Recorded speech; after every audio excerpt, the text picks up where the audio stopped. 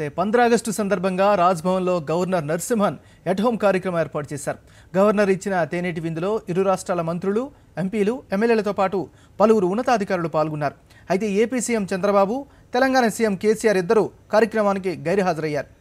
దీనిపై మరింత సమాచారాన్ని మా ప్రతినిధి శ్రీకాంత్ రెడ్డి తెలుసుకుందాం. Srikanth, good evening. చెప్పండి, గవర్నర్ ఇచ్చిన తేనేటి విందుకు ఎవరెవరు హాజరయ్యారు? ఇద్దరు సీఎంలు కూడా గైర్హాజరైనట్టుగా తెలుస్తోంది.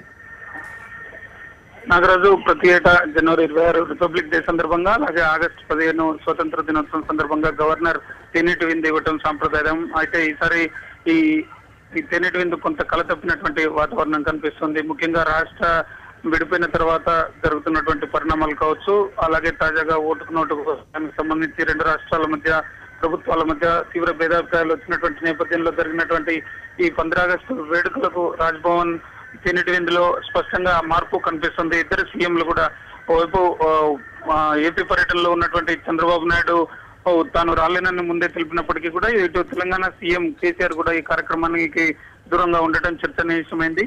ఏదేమైనా ప్రస్తుతం ఉన్నటువంటి రాజకీయ కారణాలే ఇద్దరు సీఎంలు కూడా ఈ కార్యక్రమానికి దూరంగా ఉండటం కారణమని తెలుస్తుంది. అయితే రెండు రాష్ట్రాలకు చెందినటువంటి ప్రముఖులు, అలాగే రాజకీయ ప్రముఖులు, వివిధ రంగాలకు చెందినటువంటి ప్రముఖులు ఈ కార్యక్రమానికి హాజరయ్యారు. తెలంగాణ కాంగ్రెస్ పార్టీ నుంచి పిసిసి ప్రెసిడెంట్ ఉత్తమ్ కుమార్ రెడ్డి, జానారెడ్డి, షబ్బీర్ అలీ, దానం నాగేందర్ లాంటి నేతలు హాజరయ్యారు. అలాగే కేంద్ర మంత్రులు బండారు దత్తాత్రేయ, సుజనా చౌదరి ఈ కార్యక్రమానికి హాజరయ్యారు. అలాగే రెండు ప్రభుత్వాల వైపు నుంచి ఐఏఎస్, ఐపీఎస్ అధికారులు, అలాగే హైదరాబాద్ లో వివిధ రంగాలకు చెందినటువంటి ప్రముఖులు ఈ కార్యక్రమానికి తరలి వచ్చారు. అయితే గతంతో పోలిస్తే మాత్రం వచ్చినటువంటి ఆహుతుల సంఖ్యతో పాటు ఇద్దరు సీఎంలు కూడా రాకపోవడంతో రాజ్భవన్ లో ఎట్ హోమ్ కొంత కలతప్పినటువంటి వాతావరణం కనిపిస్తుంది. Nagaraju, okay, thank you Srikanth, updates అందించినందుకు.